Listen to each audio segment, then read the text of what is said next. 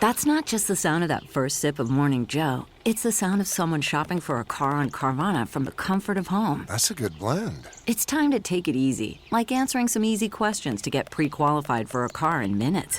Talk about starting the morning right. Just like customizing your terms so your car fits your budget. Visit Carvana.com or download the app to experience car shopping the way it should be. Convenient, comfortable. That's not just the sound of that first sip of Morning Joe. It's the sound of someone shopping for a car on Carvana from the comfort of home. That's a good blend. It's time to take it easy, like answering some easy questions to get pre-qualified for a car in minutes. Talk about starting the morning right. Just like customizing your terms so your car fits your budget. Visit Carvana.com or download the app to experience car shopping the way it should be. Convenient, comfortable.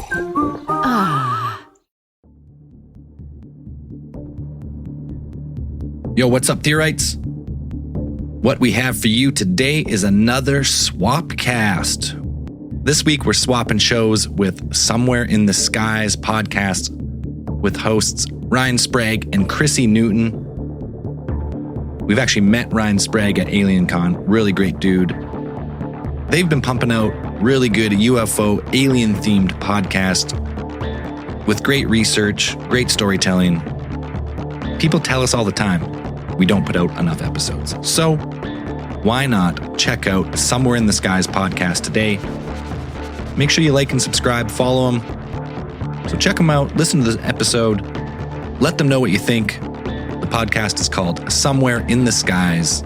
And if you listen close to some of the voice actors in this episode, you might recognize a couple of familiar podcasters. All right, enjoy.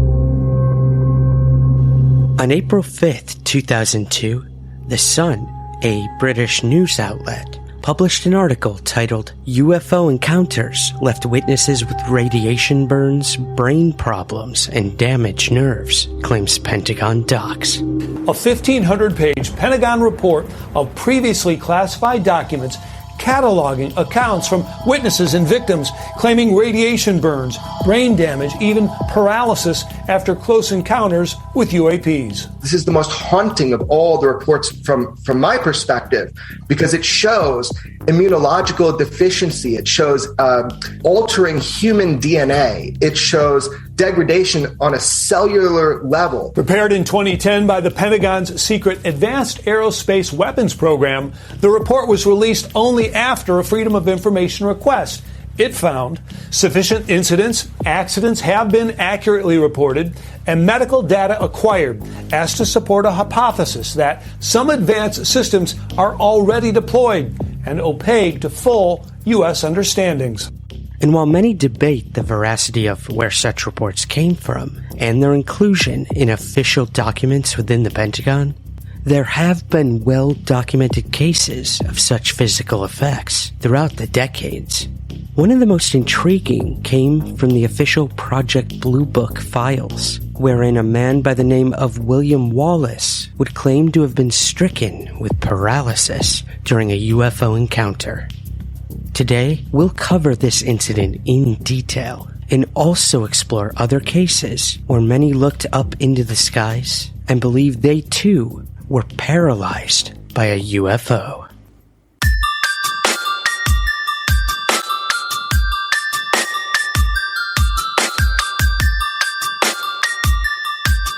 This is Somewhere in the Skies with Ryan Sprague.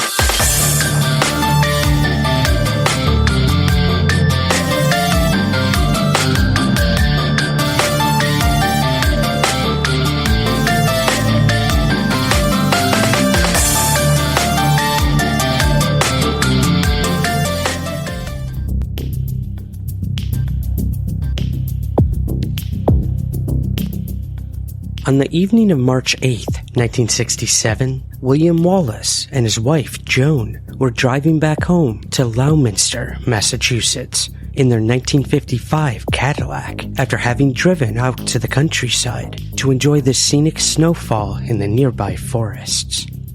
As they were passing by St. Leo's Cemetery, a thick fog appeared, forcing Wallace to slow his car.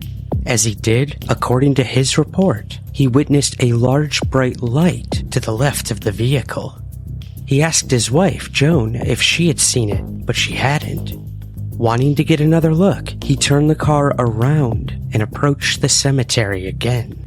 This time, both he and his wife saw the strange glow, and Wallace brought the car to a complete stop. He could now clearly see that the light was coming from a bizarre floating object that was shaped like a flattened egg. It was at this point when the car's lights went out, the radio fell silent, and the car completely died. Wallace exited the vehicle to get a closer look, pointing toward the object in order to direct his wife's focus to it. However, no sooner had he done so that he realized that he was completely paralyzed and couldn't move.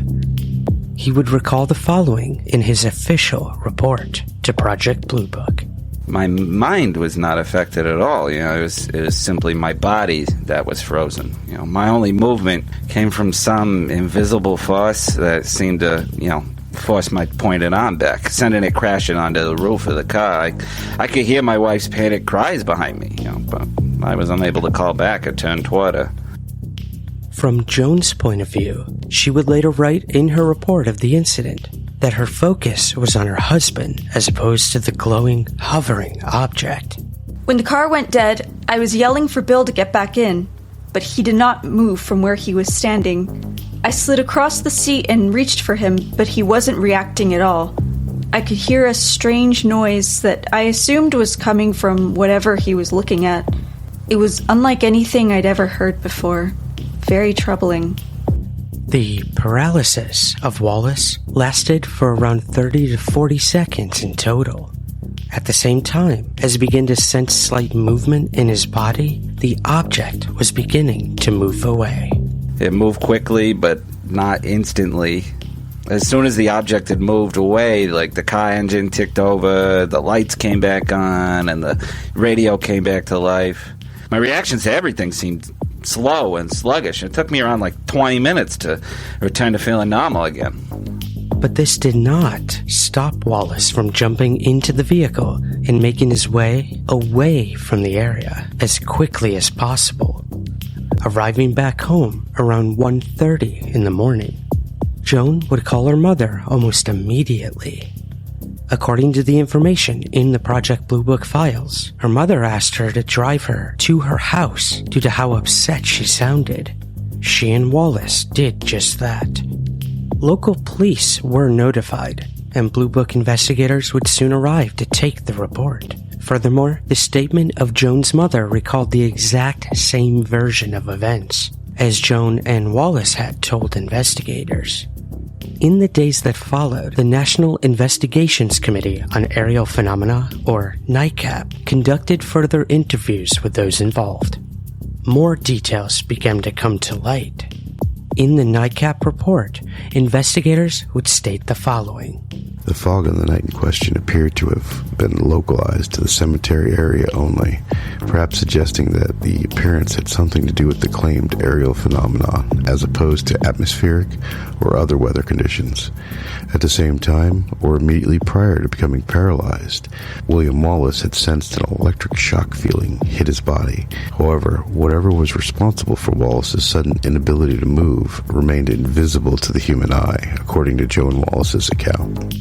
Additionally, when Joan had reached out from the car, even pulling on her husband's jacket at one stage, despite the contact with him, while he was paralyzed, she didn't feel an electric shock, nor did she experience any paralysis herself. In speaking with local police, they would state publicly that it was their feeling that the Wallaces were being truthful in their report. In fact, it was suggested because of this, William Wallace must have considered the incident important enough to put himself in front of the police voluntarily, inviting skepticism and ridicule for claiming to have been zapped by a UFO. While law enforcement would seemingly verify William Wallace's credibility in reporting the account, the fact that only he and his wife were witnesses, as well as the fact that there was no physical evidence on the car or even on Wallace himself, means that the account is open to such skepticism. In the 2011 issue of the International UFO Reporter, journalist Michael Swords added that there was no lasting effects of the paralysis on Mr. Wallace, no burns or other visible injuries, and no way to confirm that any of this happened. So there was a variety of ways to interpret this event. If it's true, it could be a hint of some kind of technology that induces involuntary movements. This case remained one of over 700 cases that Project Blue Book was not able to explain, and would be added to a long list of other cases that involved physical effects on the observer. These cases would stretch across the world and throughout the decades, some even being studied by highly credible UFO investigators, as well as mainstream doctors. A year later, following Wallace's encounter, a bizarre incident would occur in Alaska in December of 1968. A young boy at the age of 5, whose name was protected by his family, would recount a harrowing event that occurred when he witnessed strange lights outside his window that came through the window and shone a bright beam in the corner of his bedroom. The incident to the National UFO Reporting Center would state the following, according to the young boy at the time. I waked up and there was a big blue light outside my room. I stood up in my bed and looked out the window. It was very big and I had to close my eyes because it was hurting them. Then, when I opened my eyes, the light was in my room. I got out of bed and ran towards it. It was a big beam. I went to it and couldn't move. It was scary. I tried yelling for my mommy and daddy, but I couldn't yell. I did look up though. I looked up and there was something above me. A machine like a robot. The machine started coming down and I didn't want it to grab me. I think I was stuck in the light for a long time. And then it went away and I could move again. I ran to my parents and told them what happened. They didn't believe me. But after it happened, I could hear things very loud. Like when my mom dropped something on the floor. It was so loud I had to cover my ears. I don't know what the light and machine were, but I just can't forget about it. I just can't.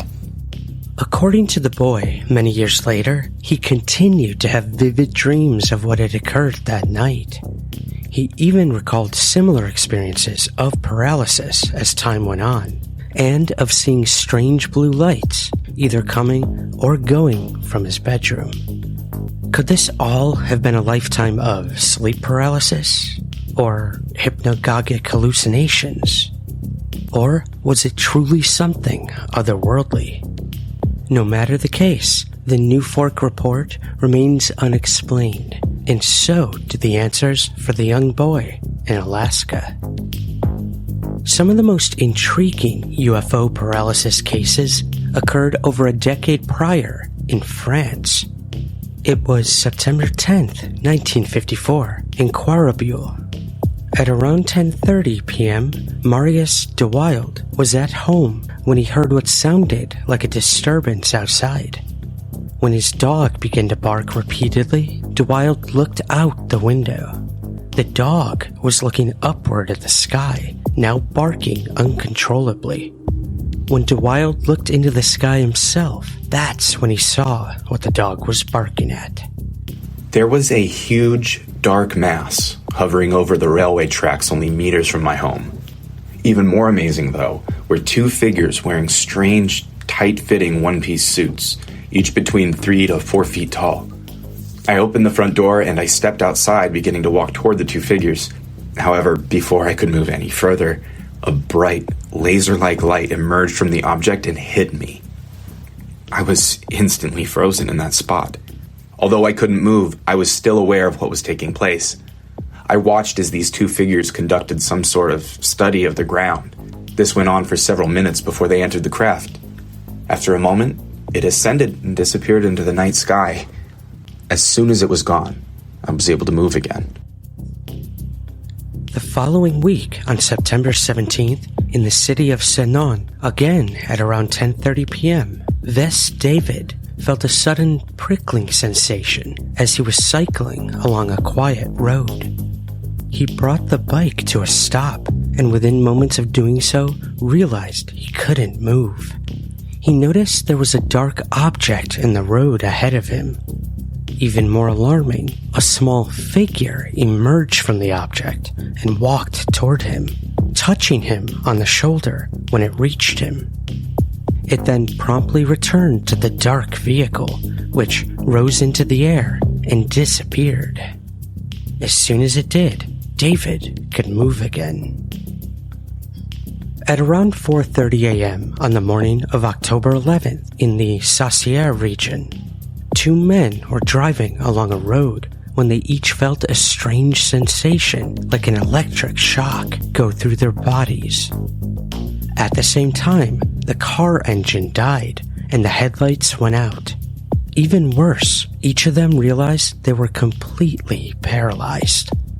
As they looked on in front of them, they each saw a large object in the middle of the road with three small figures standing in front of it. They remained there for several moments before getting inside the object, which then flew up into the early morning sky and disappeared. As soon as the object vanished, the two men could move once more, and the car came back to life. Returning back to the United States, at a little after 11 p.m. on the night of June 15, 1964, in Lynn, Massachusetts, 20-year-old student William Angelos was at home watching television when he noticed a sudden pulsing sound that he would liken to a rough-running piston engine. The noise appeared to be coming from right outside the family apartment. Angelo's mother, who had only recently retired to bed for the evening, also heard the sound and came rushing out of her room. By this time, William was approaching the front door of the apartment in order to investigate what the strange noise was. He raced down the stairs to the ground floor of the building and peered out into the courtyard of the complex. He could see a strange red light bathing everything in its glow. When he looked closer, however, he could see that the light was on the underside of a huge disc-shaped craft that was hovering right above the courtyard. He would recall how the object was dark and almost colorless. What's more, it was seemingly no more than 20 feet away and only a little over 10 feet above the ground. He noticed how the object had a domed shape to its topside, while underneath it was completely flat. Despite the surreal nature of the situation, the young student stepped outside in order to get a closer look. As he did so, the object began to rise from the ground and slowly moved off into the night sky. However, as he approached the craft, Angelos noticed a numbing sensation spread throughout his body, which eventually caused a temporary paralysis. Only when the object had fully disappeared from sight did the use of his muscles return to him. Interestingly, many other residents of the apartment building would report interference with their television sets and radios at the time of this sighting. Moving to South America, in the early hours of August 16, 1968, at around 1:30 a.m. in Mendoza, Argentina, 46-year-old nurse Adela Casalvieri de Panaciti experienced one of the most intriguing and unnerving UFO close encounters on record, an account of which appeared in a Los Andes newspaper. She would state the following of the event. I was tending to patients when I suddenly heard a loud buzzing sound. The next thing I knew, there was this powerful glow that lit up the inside of the building from the yard outside. At around the same time, a feeling of nausea came over me, causing me to open a door to get some fresh air. It was then that I noticed that the noise had stopped, but the glow, that was still there. It was getting brighter and brighter. I ventured outside, both curious and scared. When I finally made it outside, I was immediately frozen in place, paralyzed. There, directly in front of me, was this strange glowing light. It was hovering over the pavement. It emitted both a red color and intermittent blue. At this point, I could feel a burning sensation to my face. I managed to barely lift my arms to cover it with my hands. A moment later, the noise returned. I peeked through to see the strange object rising into the air. As soon as it disappeared, the use of my legs returned, and I ran back inside, calling for other nurses. Before I managed to re-enter the building, however, my legs completely gave out, and I collapsed to the ground. Incidentally, it would later be discovered that Panaciti had suffered burn marks to her face. Even more intriguing, when investigators examined the area where Panaciti claimed to have witnessed the strange object, they discovered a lead-colored marking on the ground, as well as a particularly strong smell of sulfur. A point of interest here is that although the lead-colored marking disappeared several days later, when the area gets wet, that particular spot dries within seconds, while the area around it remains soaked. Of further interest, and perhaps adding to the credibility of this sighting, is that a physicist with the National Atomic Energy Commission did examine the location and discovered a significant increase in radiation. This case remains unexplained. On the evening of October 29th, 1977, at around 6 p.m., Benedito Campos was relaxing at home with his pregnant wife, Silvia Mara, in the town of Mosqueiro in Brazil. What was a particularly quiet night was suddenly changed by the arrival of a silver disc-shaped object that appeared in the sky, seemingly from out of nowhere. They could each see the object clearly through the living room window. As they continued to watch the strange craft, they each saw a green laser-type beam emerge from the underside of the craft. They continued to watch until suddenly the green beam shot in their direction, pushing through the glass without shattering it. Moments later, the beam hit Mara and immediately froze her, as if in some sort of strange suspended animation. After a few more moments, two strange figures appeared in the room. In their hands, each of them carried a device that they aimed at both of the humans. When they did so, another green laser-like beam shot out of it and struck Mara again. Although he didn't realize it at the time, Benedito was calling out for help, cries that were heard by a neighbor who rushed to the property carrying his shotgun. His arrival panicked these creatures, who quickly vacated the house. The husband and wife were taken to the neighbor's home, where they could gather their thoughts and attempt to come to terms with what had happened. Although Mara was in a state of shock, she was otherwise unharmed, and she and her husband returned home a short time later. When they arrived home, the strange object would return again. This time, the ominous light beam would strike Benedito, causing him to be paralyzed for several moments. The object then disappeared in a flash. Incidentally, in the months that followed, the entire Colares area would experience a wave of sorts of very similar sightings. Man, that sunset is gorgeous. Grill, patio, sunset. Hard to get better than that. Unless you're browsing Carvana's inventory while you soak it all in. Oh, burger time. So sit back, get comfortable. Carvana's got thousands of cars under $20,000 just waiting for you. I could stay here forever. Carvana, where car buying meets comfort meets convenience. Download the app or visit Carvana.com today. That's not just the sound of that first sip of Morning Joe. It's the sound of someone shopping for a car on Carvana from the comfort of home. That's a good blend. It's time to take it easy, like answering some easy questions to get pre-qualified for a car in minutes. Talk about starting the morning right. just like customizing your terms so your car fits your budget. Visit Carvana.com or download the app to experience car shopping the way it should be. Convenient, comfortable. On September 10th, 1981, in Weston Mill Hill, Plymouth, United Kingdom, 23-year-old Denise Bishop had just got out of a taxi and was walking to the door to her home that she shared with her mother and sister. However, as she walked up the path to the back door of the house, she noticed a strange bright light coming from behind the property.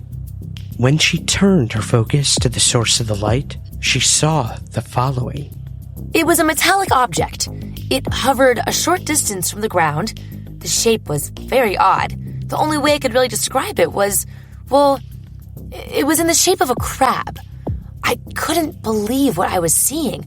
I wanted to get in the house as quick as I could, but when I went to put my key in the door lock, this green beam of light shot out from the craft and hit my hand. I dropped the keys and couldn't move. Not because I was scared, which I was, but this beam rendered me frozen. This lasted for about 30 seconds before the green light disappeared. I could move again. But this wasn't the weirdest part of the incident. Instead of reacting to what had just happened, for some reason, I simply picked up my keys, unlocked the door, and went inside. As if nothing had happened.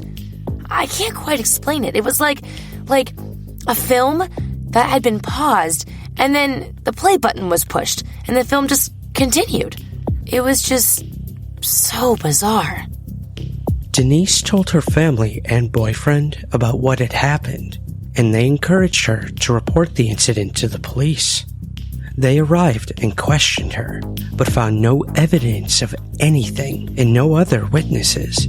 However, a burn mark was quite visible on her hand, where the laser beam had supposedly hit her.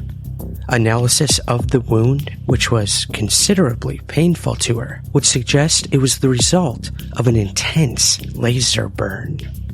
The wound would eventually begin to heal several days after the incident, but Denise certainly didn't heal emotionally. It was by far one of the scariest moments of my life. And the fact that I still have no answers to what happened, it will stay with me forever. According to an account submitted to the National UFO Reporting Center in October of 1999, a bizarre incident occurred in Juneau, Alaska, in June of 1982.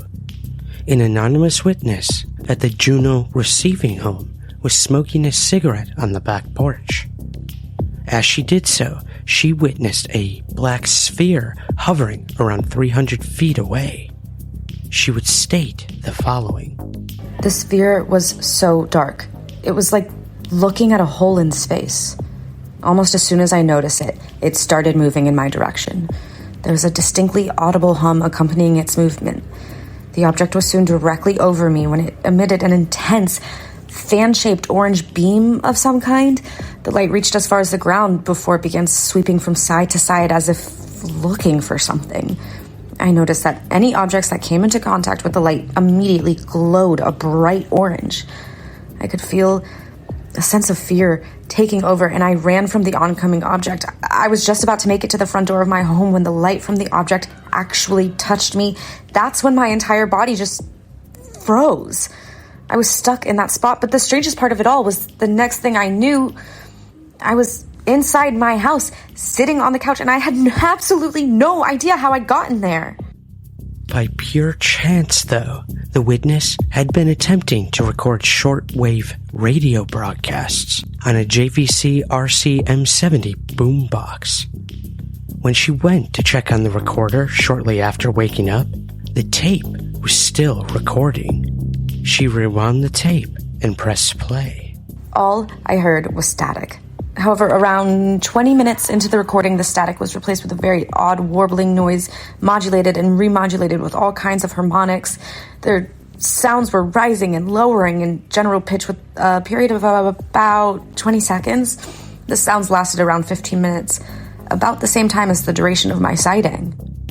Unfortunately, the tape became lost several years after the encounter. it isn't merely UFO sightings that have induced temporary paralysis. There are many cases of alien abduction where the abductee has stated they have been unable to move during their respective encounters. And while many skeptics point to the fact that this is a nod towards sleep paralysis, as opposed to paralysis induced by non-human intelligences, the fact that this detail is reported in many UFO sightings might mean we shouldn't dismiss the detail in abduction encounters so readily. Perhaps one of the most intriguing encounters of UFO paralysis occurred on October 27, 1973, near Rio Gallegos in Argentina. On the night in question, at a little after midnight, experienced truck driver Dionisio Lanca set out on a long-distance haul. He noticed there was a problem with the right rear tire of the truck, but decided it would last at least part of the journey, and he soon set off. However, around 45 minutes later, he noticed the air pressure was much lower than he had anticipated.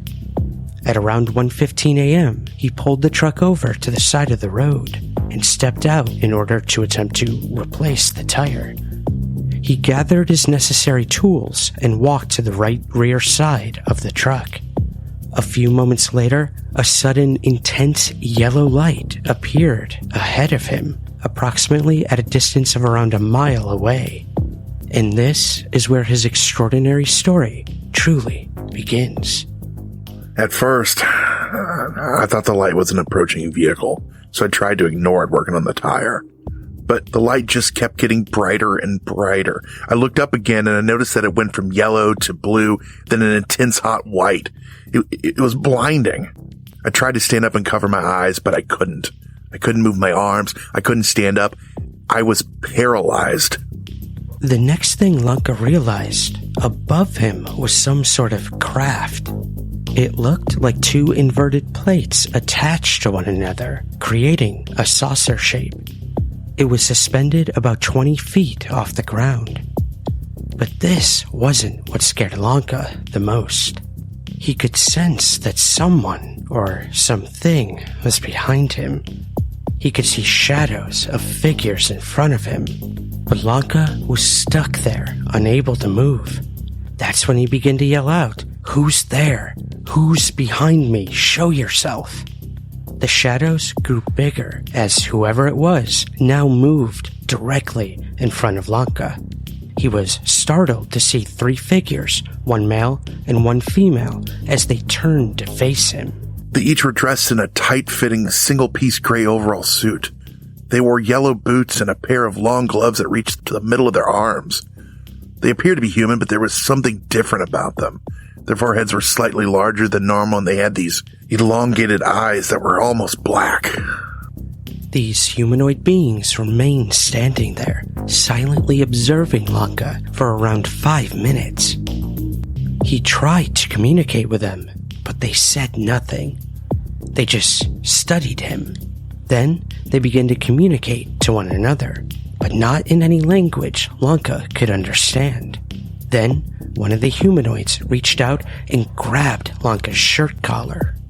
I somehow lifted off the ground as if I was floating. I tried to yell out, but nothing happened. Another one of these beings stepped forward and inserted some kind of small puncture device in my hand. I could see 2 puncture wounds slowly appear on my hand, but I couldn't feel anything. And then I blacked out. It was around 2 hours later when he awoke. He found himself between 2 cars in the back of a field in Bahia Blanca. This was around 6 miles from where he had stopped to change the tire. He had no memory at all of how he had gotten there. He got to his feet in an attempt to walk for help. However, after taking just a few steps, he collapsed and blacked out. He awoke a short time later, and this time managed to make it onto the highway, where a truck driver eventually spotted him. He was taken to a police station, where he was in turn taken to a local hospital. He was discovered to have no significant injuries, aside from a barely unnoticed abrasion on his left eyelid. He was, however, in a severe state of distress and with an apparent fear of anyone touching him on the head. Lanka would then be transferred to another hospital where he would spend several days. Bizarrely, on the morning of October 30th, he awoke seemingly free of whatever had mentally gripped him. He was informed that his truck had been found where he had pulled it to the side of the road in order to change the tire.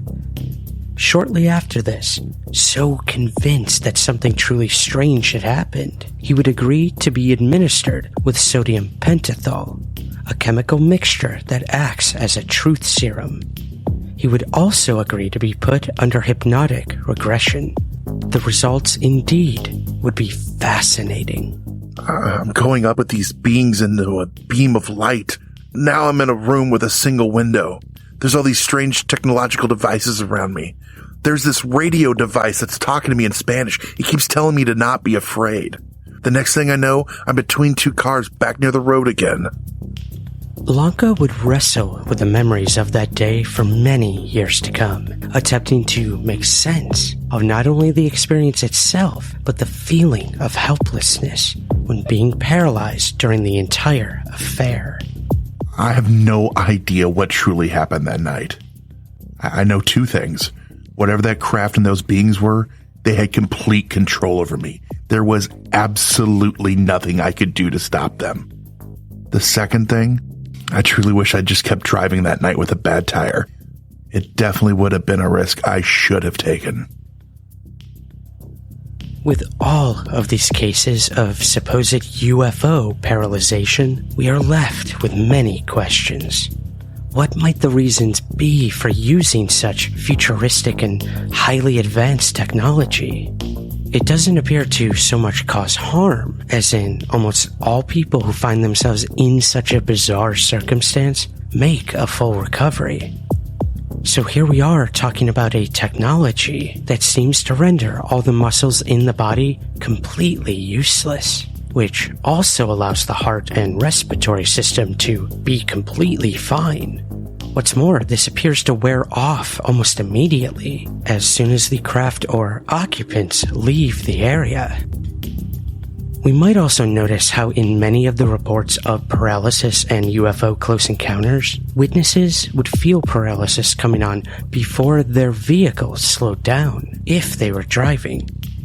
Was this a case of the vehicle succumbing to whatever technology-induced paralysis was used against the witness? Or might this have been a purposeful disabling of the respective vehicle for the safety of the paralyzed driver? And what about the paralysis involved in alien abduction encounters?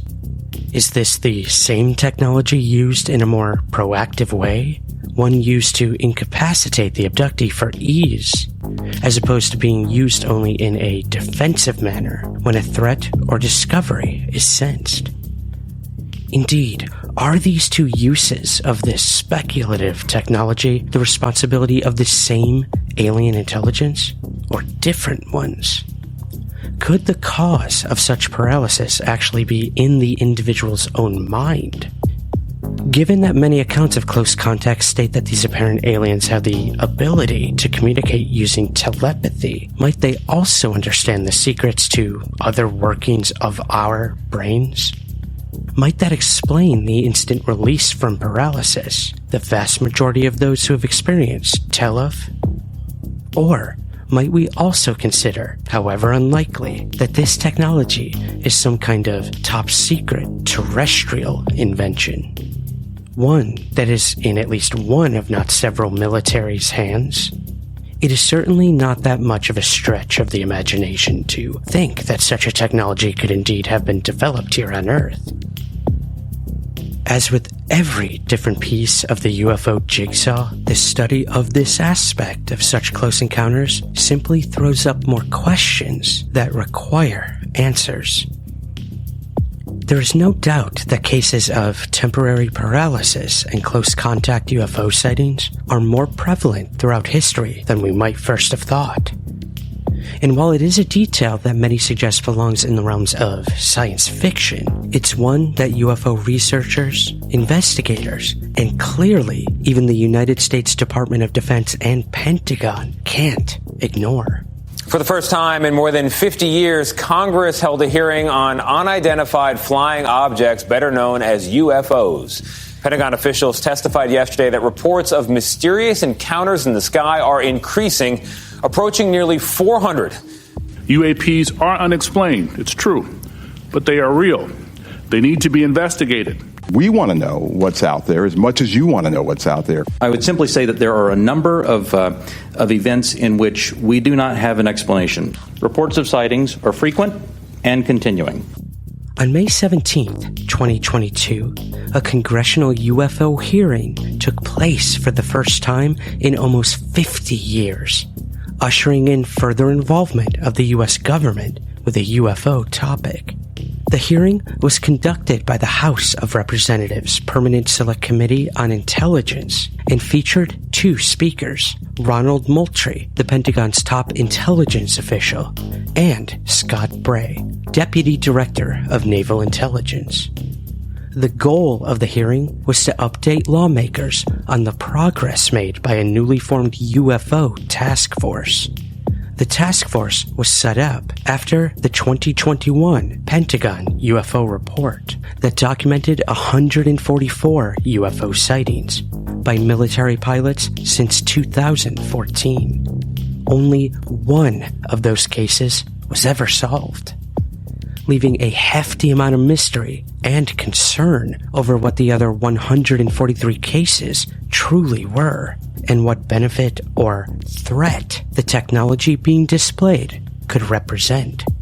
Such technology, if that is indeed what causes this temporary paralysis, could in theory be used against humanity on a large scale, whether by adversarial humans or possible alien visitors. Either way, it would appear that we have no chance to defend ourselves against a technology that we simply don't understand. These were just a handful of accounts of paralysis concerning UFOs and close encounters. Many have most likely gone unreported, and while many of the accounts that we noted today appear to be a defense mechanism to avoid confrontation like anything else, the same technology can be used for more malevolent purposes, if in the wrong hands, human or otherwise.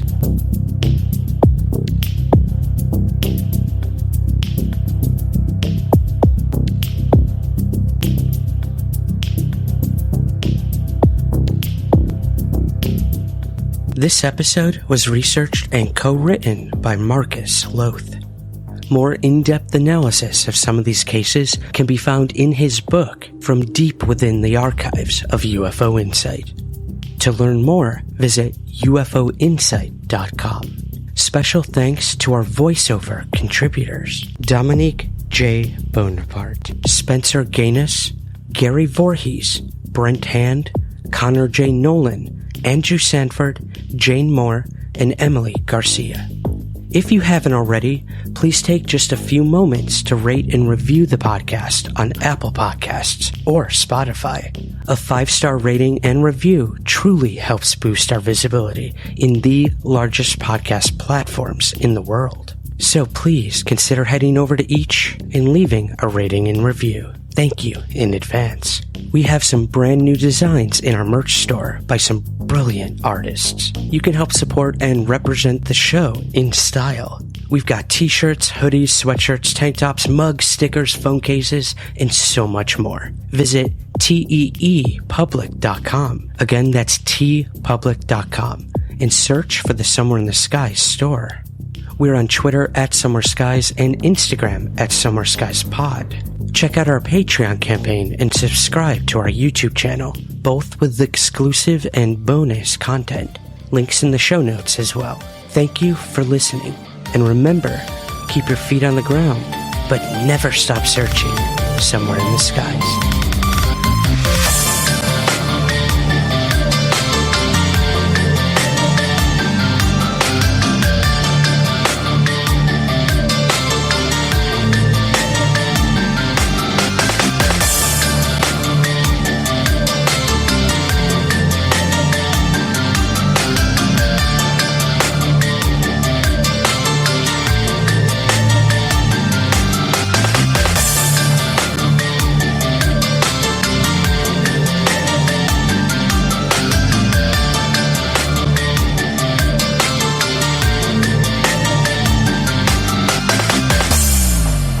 Somewhere in the Skies is produced by Third Kind Productions in association with the Entertainment One Podcast Network.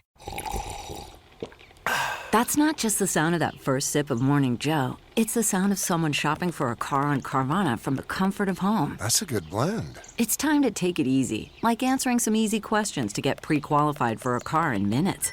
Talk about starting the morning right. Just like customizing your terms so your car fits your budget. Visit Carvana.com or download the app to experience car shopping the way it should be. Convenient, comfortable. The comfort of your favorite seat is now your comfy car selling command center, thanks to Carvana. It doesn't get any better than this. Your favorite seat's the best spot in the house. Make it even better by entering your license plate or VIN and getting a real offer in minutes. There really is no place like home. And speaking of home, Carvana will pick up your car from yours after you finalize your offer. Visit Carvana.com or download the app and sell your car from your comfy place.